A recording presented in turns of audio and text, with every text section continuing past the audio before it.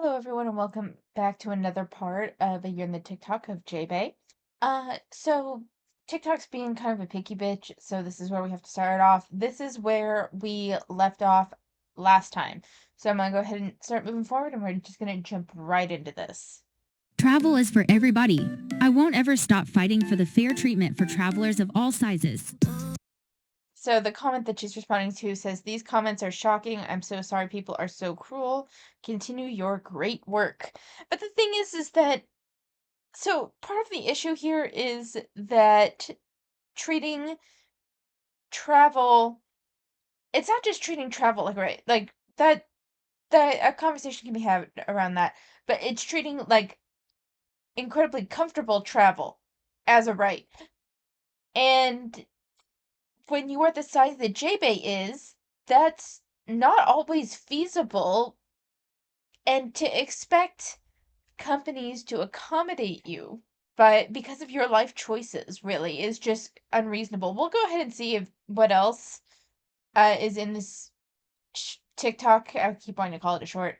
This TikTok, if anything, but we're already starting off this video strong with the complete misunderstanding about what a right should be. So this travel is for everybody. I won't stop fighting until the the fair treatment for travelers of all sizes. But the thing is that all travelers are treated fairly. I mean, for the most part, it's you having to pay for an extra seat is not unfair if you're taking up those two seats, you know? Oh, well, so there is nothing else, and most of it's just this. Girl, edit your TikToks, because this is insane, because this will go just all the way to, yeah, like a minute. Basically, the full minute is just this. So it says, "Why should others subsidize your travel?" And the captain says, "Let's set the record straight." Read the caption. So I'm guessing she means this little description here. It says, replying to America's Most Wanted. Newsflash: advocating for inclusive and fair travel doesn't mean asking the passengers to subsidize plus-size people's plane tickets. It's about ensuring everyone can travel comfortably and with dignity. Time to expose the real story since the news outlets want to twist my words. Girl. Oh, and then so this was apparently the news outlet. A fat pride influencer who's called for regular travelers to subsidize free extra seats for the plus size flyers has claimed she was sent by God to push her message. So, given what we know about Jaebae and some of the delusions that we've seen kind of brought forth recently that caused her to kind of be arrested, I'm curious to see, like, where are they getting that she claimed she was sent by God? Like, I'm not saying that I don't think that that's possible for Jaebae. Like, I could see that for her, but I don't remember seeing something specifically, related to that. So, just upload a video for TikTok syncing to a song while changing the captions to fit her message, pushing for equal rights for fat people. Um, so did she exactly say she wants regular sized travelers to subsidize plus size travelers' flights? She did not say that specifically, but it seems like she is ignoring how the situation is going to work because flights are priced per seat. So if you are not paying for your extra seat, chances are that's going to start appearing, especially if more and more people take up that policy and it becomes like a regular use sort of thing, then everyone's tickets across the board are likely going to be so you're going to start seeing fees or something because the airline would be losing money.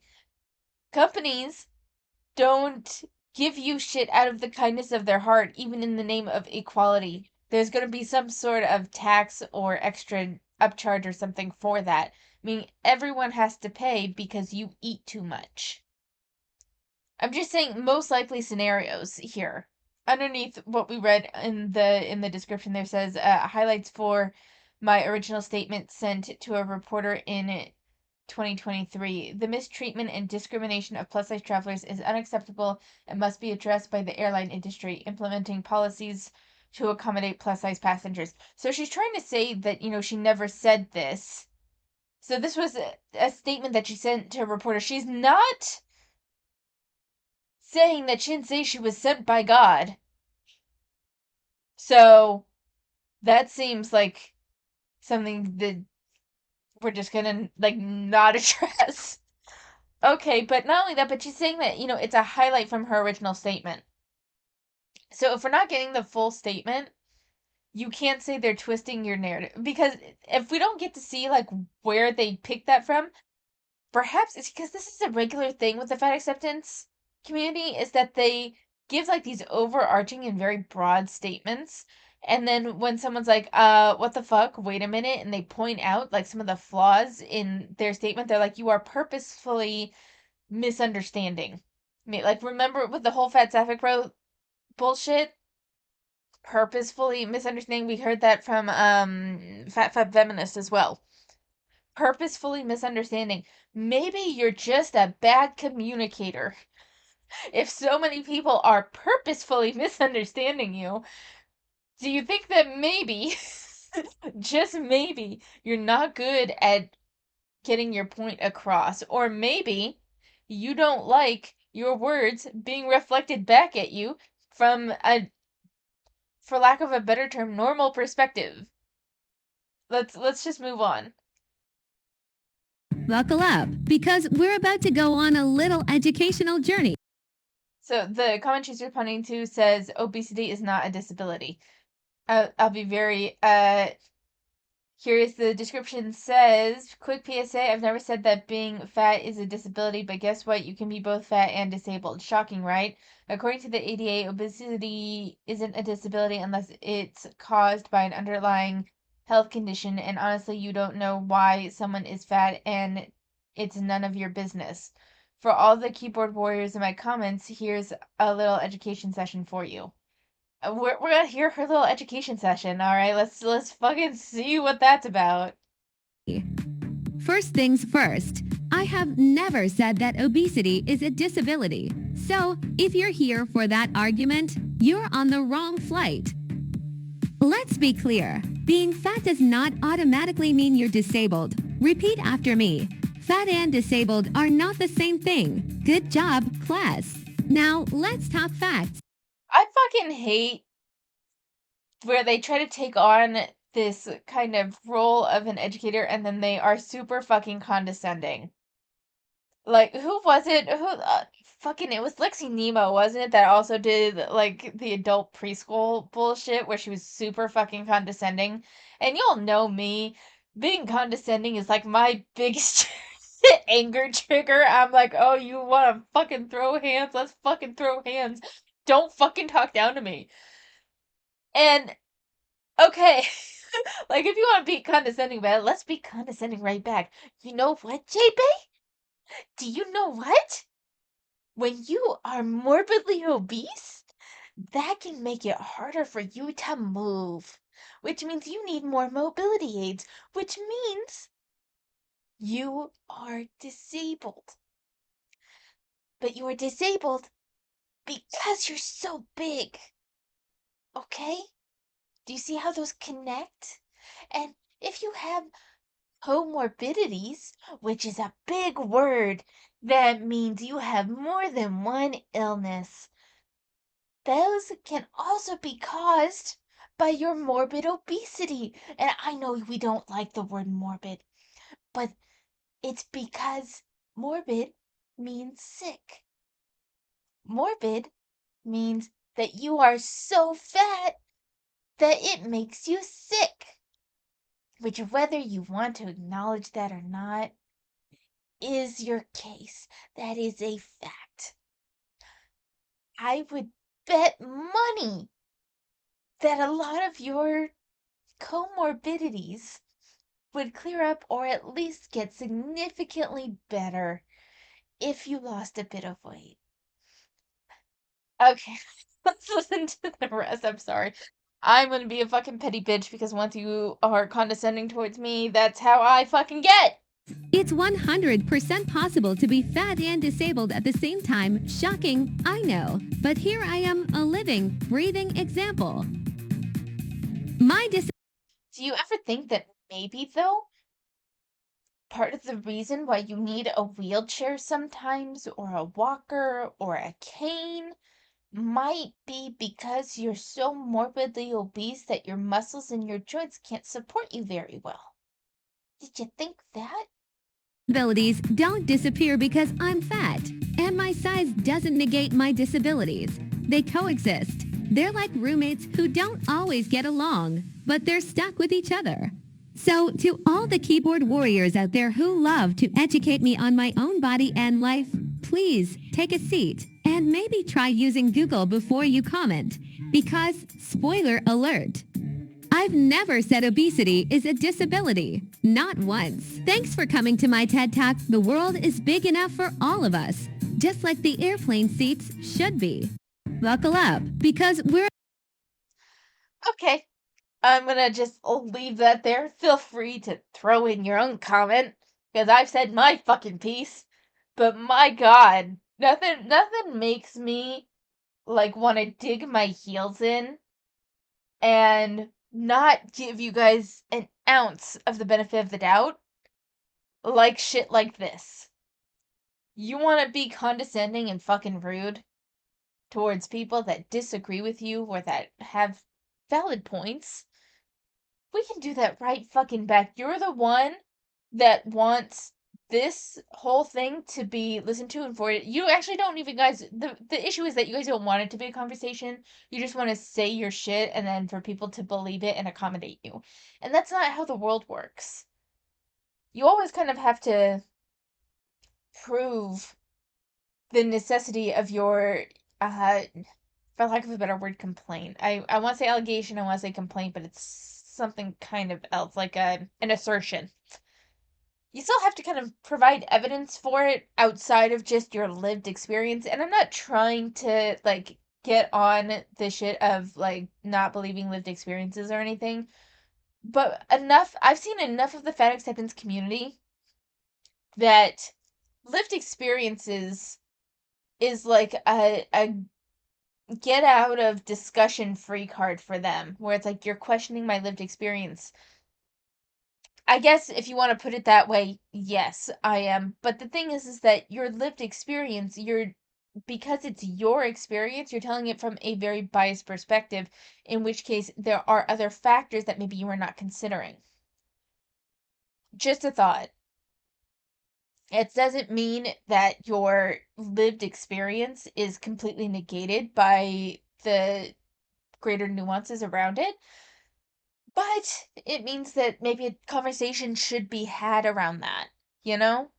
You gym rats love to troll in my TikTok comments, saying all kinds of things about bigger women. But guess what? Those same guys are sliding into my Tinder messages every single day.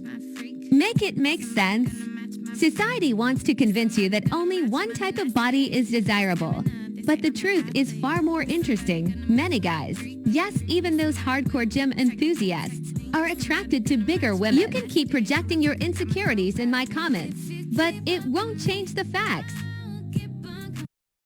Okay, so couple of things that did she say Tinder DMs? We're gonna watch a little bit of that again because I'm under the impression that she's in a relationship, so which DMs is she talking about? And kind of like these people, I'd like to see some receipts. Not to be a bitch, but uh I don't know. Love to troll in my TikTok comments, saying all kinds of things about bigger women. But guess But yeah, sliding into my Tinder messages.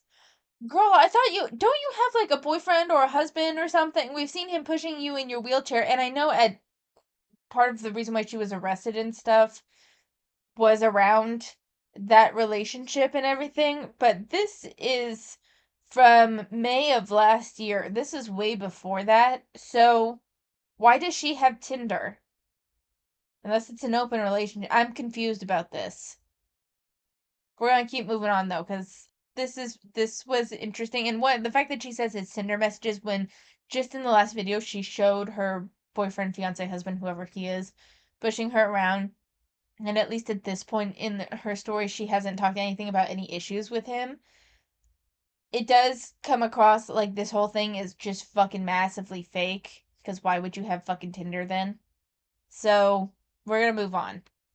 I saw this ridiculous comment claiming discrimination is only about race, religion, or sex, not weight. Seriously, let's set the record straight about weight-based discrimination. Discrimination is the unjust or prejudicial treatment of different categories of people, especially on the grounds of ethnicity, age, sex, disability, and, or, wait for it, wait.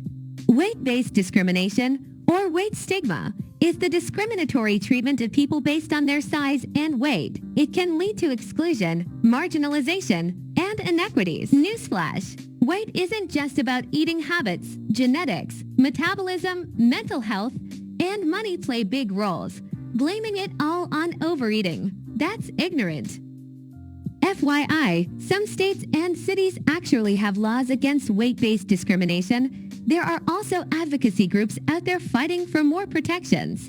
Weight-based discrimination often intersects with other biases. Imagine being judged for your race and weight at the same time. It amplifies the impact and makes life even harder for those already facing multiple forms of discrimination. Weight-based discrimination is real and harmful. So instead of spreading misinformation, educate yourself. Google is free. And remember, ignorance isn't bliss, it's just lazy. Big words for someone who just essentially complains a lot on the internet for a paycheck. So here's the thing. Yes, weight and height have been added to a discrimination list in some states. That is true. If we're talking federally, discrimination can't really happen based on weight. But more importantly, I think that the big difference here is that you guys confuse discrimination with reasonable accommodation. For example, you can't fit into a seat on an airplane, like a standard seat. So, reasonable accommodation would be to give you two seats that are next to each other, and you pay for the extra one. That's a reasonable accommodation, but you would say that's discrimination because you have to pay for two seats when you're one person. When in reality, it's the airplanes charge per seat, not per person. It's just that most people only take up one seat, so it looks like it's per person, except it's not. It's per seat. If I wanted to have an extra seat next to me just to keep my stuff, so I wouldn't, and I having like a buffer between me and the next person, I would have to pay for that. For regardless of the reason, let's say I have um an issue with people being too close to me, whether that be claustrophobia or sensory issues or what it doesn't really matter. If I wanted that seat next to me to be clear, that's my responsibility and I have to pay for that extra seat. Just because you take up two seats doesn't mean that you are free from the cost of that second seat. But you would call that discrimination. That's where the issue comes in. People can 100% be prejudiced against fat people. I'm not saying that they can't. But when it comes to discrimination, the line isn't. And here's the thing, I'm hesitant to say that there is no discrimination against fat people because I think that sometimes there can be. Because someone who has the authority to kind of block someone's entrance could say, no, I don't want you here simply because they think fat people are gross. Like, that can happen. I think that it is exceptionally rare compared to the number of times they claim that it happens. Because people like Jaebae think that everything's discrimination if it doesn't follow perfectly within their worldview, or if it inconveniences them in any way, when that's not necessarily discrimination, that is the consequences of your choices. So there's a little bit of a nuance here that needs to be teased out. That being said, I'm sorry, but I don't the comparison between morbid obesity and discrimination, like related to that, and then racial discrimination is just mind-boggling to me because it's like you realize that people can't change their skin color, right? And you realize that there is no functional barrier from one person to another based on skin color. Two people, same height, same weight, same build, can fit in the same space, but the only difference is that their skin color is different. That is blocking someone purely for a a fucking dumbass reason, right? Because you're a bitch and you're prejudiced or whatever. But that doesn't apply to the morbidly obese because you can have the person of the same age, same height, but the weights are very different, and the person that is much, much heavier may not fit in the same space, where there it becomes a logistical issue, not a barrier based on ideology or prejudice or whatever the fuck the issue is, right? That's the key difference. It reminds me of when Fat Fat Feminist said that, she went to the disability office and she got an accommodation for having a table in the back of the class, but she felt like that was discrimination because she was at the back of the class and separated from everyone. When in reality, that was the reasonable accommodation because she was given a seat and a surface to ride on that was accessible to her. Most likely placed in the only spot they had uh, a place for it that didn't impede fire codes because not impeding fire codes is very big in any state institution. It's particularly big in, of course, K-12 schools, which is where I work, but like everywhere has to be if they're getting state funded money, maintaining like the proper fire codes and shit is really important. So it's just kind of it's that sort of thing where it's like it's not what you say discrimination is and your idea of reasonable accommodation are very different from what it is for most people. So to a certain extent, the commenters are right. Discrimination really mainly applies to those that have immutable traits that are often people are often prejudiced against. You can change your weight. Your weight was not done to you as much as you like to say it was. So, I think you guys get what I mean. Here, let's go ahead and move on. This was right before the incident I'm about to tell you about. On the first leg of the trip, the wheelchair assistance completely failed us. I was left struggling to be okay. There is a video about the incident on my page. That experience was already stressful and humiliating enough, so by the time it was time to fly home, I decided to have my fiancé push me in the wheelchair to avoid any more mishaps. Picture this, me, a plus-size woman in a wheelchair, pushing my suitcase with one hand while my fiancé did their best to steer. It wasn't the easiest setup, but we were managing.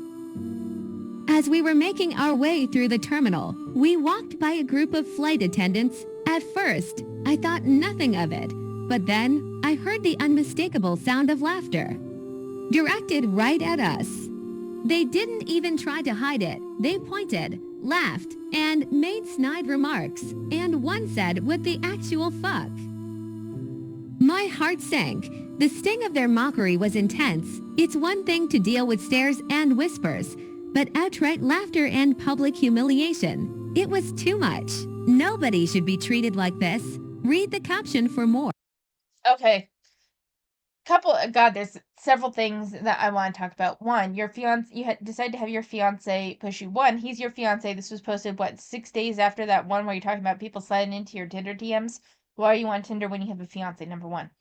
Number two, if your fiance can push you in that wheelchair, why the fuck was he not doing that before? Why were you expecting someone that may not have the strength or capability of pushing your morbidly obese ass uphill? Because that's what you kept saying, up, meaning there must have been an incline when they may not have been able to support your weight. You were morbidly obese, and I'm guessing there was nothing there to make that clear that you were, or if there was, you didn't use it. Number three, you have no way of knowing that they were laughing at you. But the bigger issue that I actually have with this whole conversation is that so I've been playing with ChatGPT a lot lately because I like using it to make lists or to be like, hey, I'm thinking about doing this, and they kind of help me tease the idea out a little bit. They give a lot of prompts and stuff. And this, I've gotten used to a lot of the Chat GPT sentence structures. This sounds like Chat GPT. This sounds like she put in her experience. There's okay, I need to Okay, so my heart sank. The sting of their mockery was intense. It's one thing to deal with stress and whispers, but outright laughter and public humiliation, that was too much. This whole thing reads like ChatGPT because the sting of their mockery was intense. That sounds like ChatGPT, but the bigger thing is that it's one thing, some descriptions, but ending with a question mark, it was too much. Very like a ChatGPT sentence structure formula. That's what it sounds like to me. It sounds like this whole thing was made up and she didn't actually have a whole lot of issue on her way back. Maybe she felt judged by those uh flight attendants if she did in fact pass by any flight attendants at all. I have no way of really knowing. But the extra bit around it, it sounds like ChatGPT to me. It sounds like the sentence structures and the narrative structure of when ChatGPT is talking to you. Like she gave it a prompt and it wrote this out for her. That's what it sounds like to me. So I'm really curious if you guys play around with ChatGPT at all. Let me know what if this reminds you of ChatGPT as well, because that's what it sounds like to me. Recently, I had a distressing experience at Chicago O'Hare Airport. As a plus-size ambulatory wheelchair user, I faced a significant challenge when trying to get to baggage claim. The only option was to go through a revolving door. We pressed the button to slow it down for people with disabilities, but as soon as we entered, we got stuck. I'm claustrophobic and began to panic, frantically motioning to the staff for help. They just stared at me, offering no assistance. A passerby noticed our struggle and tried to help, but the airport staff remained unresponsive. This was my second terrible experience at O'Hare during just one trip. The lack of assistance was not only frustrating but dehumanizing, highlighting the necessity for airport staff to treat travelers of all sizes and abilities with the respect and care they deserve. So I'm really confused about this whole thing. Just button to slow it down for people. Okay, the revolving door was what got stuck. It wasn't an elevator. And then they just were like, "Oh, whatever." And they not only this. So here's the issue. Here's the general issue. Granted, I don't know what O'Hare Airport is like, but every building I've ever been in that has a revolving door also has one off to the side that is like a normal door. You have to look for it a little bit, but it's typically there. I can't imagine that there wasn't some other way of getting in there. But beside that, I also don't see I'm sorry, I am just gonna be a little bit of a hater here, but I don't see staff when it's stuck, people can't get through, things aren't moving uh smoothly, that they didn't do anything. If there was really a group of staff, maybe one went to take care of it and the others, yeah, we're just kind of watching you because it's like, what do we do? You know? There's usually all sorts of policies too around how much you can help someone in that situation. If they think it's going to hurt them, they're also just generally not going to help because workers' comp is a bitch. I don't know. I would love to hear your guys' opinion on this one. We're gonna do maybe 3 or 4 more and then call it a video today, I think. I can't use most airplane lavatories, and neither can many other plus-size individuals, as well as those who are differently abled. It's inhumane that the travel industry doesn't prioritize making travel accessible and comfortable for everyone. It ends with for everybody. And here's the thing, though, that continually gets me about Jaebae. An argument can be made for accessibility. Saying comfort with an industry that is just inherently not typically very comfortable for anybody is what makes you sound entitled. Part of the reason why you are more uncomfortable is because you ate yourself to this weight. And this constant coupling of the morbidly obese with the disabled is just fucking disingenuous, is what it is. You're trying to piggyback off so many different social movements and legitimate discrimination and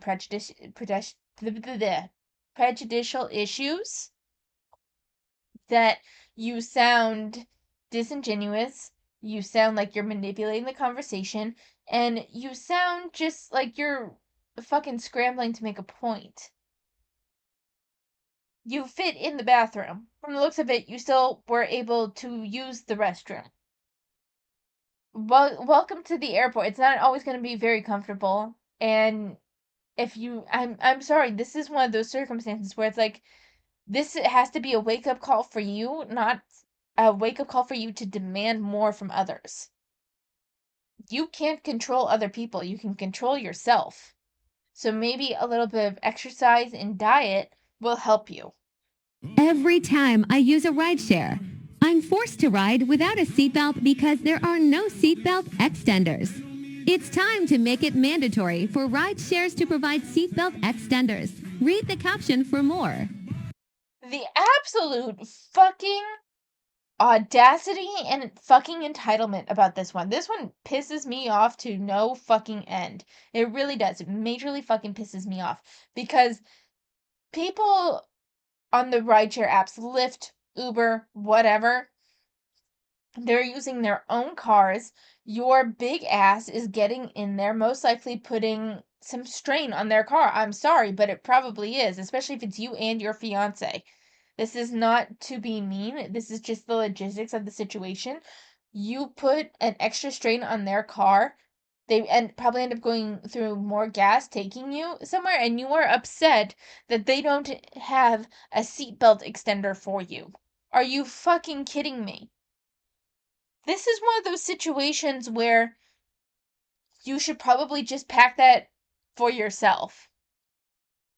Either learn to drive, or if you can't drive because you are morbidly obese, that's even more of a why are you not having a wake-up call about this? It's just fucking entitlement is what it is. It is absolutely in fucking sane to me. Like absolutely ridiculous.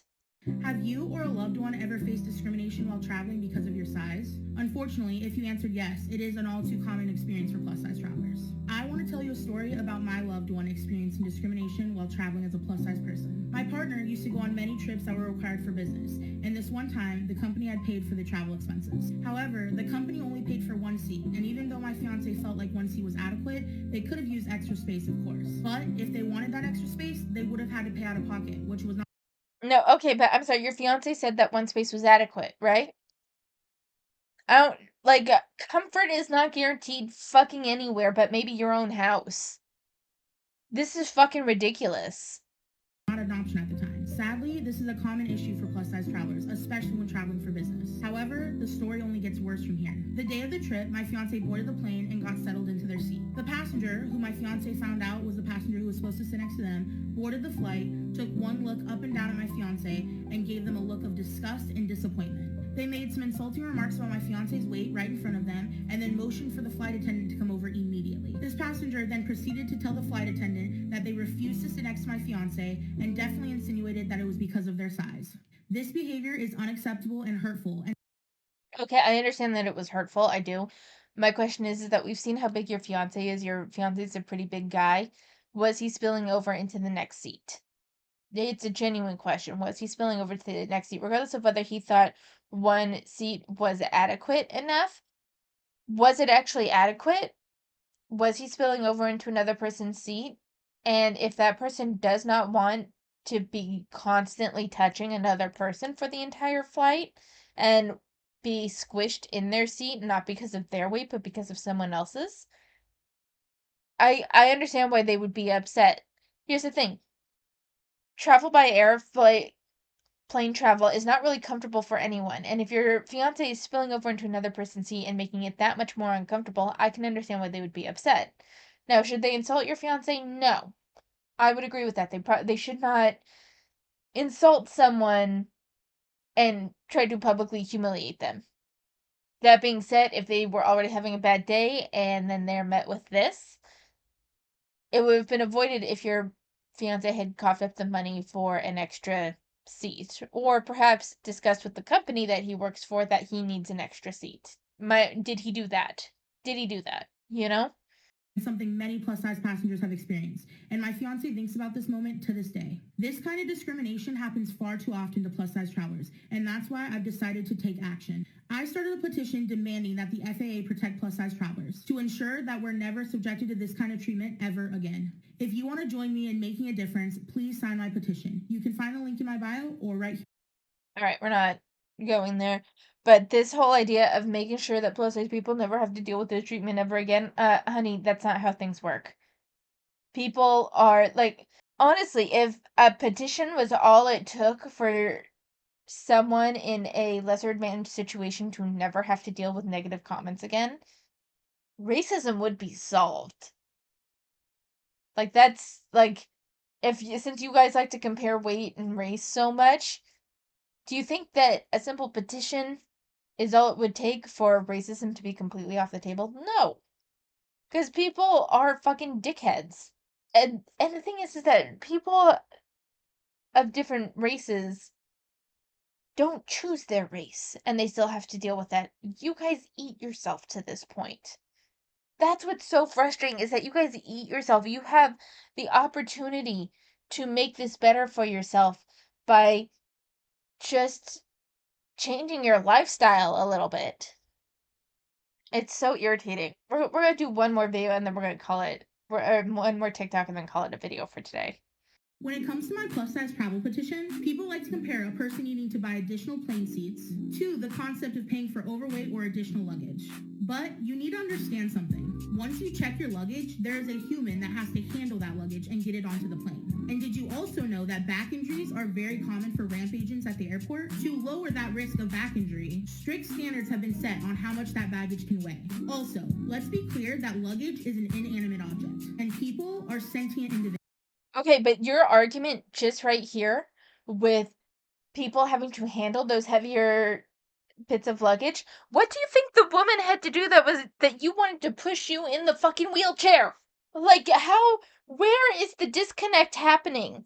You're arguing that people have to pay more for heavier luggage in order as a way to help protect the workers that have to handle that luggage, and yet you felt that that it was unacceptable that the airline employee did not feel safe pushing a morbidly obese person in a wheelchair up an incline? Do you not see how that was an issue? Do you not see how that? I don't understand how you can spew this shit. You can talk about all of this shit, and yet you don't understand how it applies to you. I don't get it. With a right to a certain level of decency, respect, and safety. So stop comparing people to luggage. A plus size individual or tall individual or someone needing more space on a plane is not the same as someone wanting to bring an extra Gucci suitcase. Humans are not being carried by ramp agents who could potentially hurt their back. And we deserve. You expected the agent, the airline employee, to push you up an incline. You did expect that from them. Space on a plane to be comfortable and safe. So stop saying that if someone is taller or they weigh more, that they deserve to pay more for the same experience getting from point A to point B. Because that's just not fair and it's not human decency. Yes, it is. It's fine. I'm sorry, but it is. We're leaving that there. We're dropping this, we're leaving it there. Cause holy fucking shit, no self-awareness whatsoever. My fucking god. So, as you can see, I'm keep falling behind. But I have been reading Taming the Marquise, and it is so sweet. I love this series. I actually highly recommend this series because it did turn out to not be so creepy like I was almost concerned that it would be in the beginning. Taming the Marquise is a win, and I highly recommend it because it plays a lot into trust, and there is some, like, if they just had a conversation, this would be solved issues. There's a little bit of that, but there is an interesting work here of intermingling families and a prince that is a toxic and possessive motherfucker. It's good. I'm loving this, and I do recommend it. There was a wrap up recently. It was reforming the obsessive male lead, although that there should be some epilogues coming. Overall, it was okay. It wasn't terrible. There were some spots here that were like really good, and then it kind of fell into kind of mediocre territory, but not terrible. The Nine Villainous' Path to a Happy Ending is one that, like, the art sometimes is kind of wonky. Okay, it sometimes is. But the overall story is pretty good, and what I love is the dynamic between the female lead and the male lead because they're both like trying to well, he's trying to protect her and she's very much like I have shit to take care of and I'm trying to give you what you want for a good life, but then I am going to be dying here in just a couple months. And like with a complete inability to read that he has actually started falling for her. It's very sweet, and I'm really loving this, and I can't wait to for the next chapter. Other than that, I haven't really been able to keep up much with this stuff this week because I fucking had like the worst situation with my fucking joints. Like I was unable to get up or really walk around much. Uh Thursday evening going into about midday Friday. Like I've never been in that much joint pain in my fucking life. Which means you know what? It's doctor appointment time because what the fuck was that? But I'm hoping over the next week. I gotta be honest, when it comes to my job, I'm to the point of burnout for this year. Like the kids are digging their heels in. I don't have the energy to fight them. All the kids hate me right now because I'm forcing them to come up to um my study hall so they don't get to hang with their friends and they get to catch up on their missing assignments. And we're not talking like one or two missing assignments. The kids that I'm pulling up have like 20, 30 missing assignments and they hate that I am pulling them up there. And I have some kids that like I say you have to come up here and then they don't and they sneak off to their regular study hall and then they grab the library pass and head to the library before their study hall teacher can grab them and send them to me. So I've started going and escorting those kids personally up to my study hall so that way they can work on their schoolwork. So they're not happy with me. They have openly said like they're rolling their eyes at me. They're like it's whatever. Right? I don't care. I'm not going to fight with them on this one. I'm not going to fight them with for like maintaining a certain level of respect. I just want them to do their work. I want them to get caught up on their missing assignments. That's all I fucking want. But I'm getting met with all sorts of attitude, and I am just ready for summer. I'm also going to be looking for a new teaching job this summer. I actually grew to, for all the issues that I've had this year with that school, it's kind of like a devil you know versus devil you don't situation, where if I could get more time in my job, I would probably just stay there. But since I can't, I'm going to be looking for another position. Wish me luck in finding like an elementary library position because that's what I want. Right now I work as a ESL teacher. And what I want is the, to work in a school library. That's what I ultimately want. But anyway, that's it for today. Thank you so much for watching. Take care of yourselves, and I will see you next time.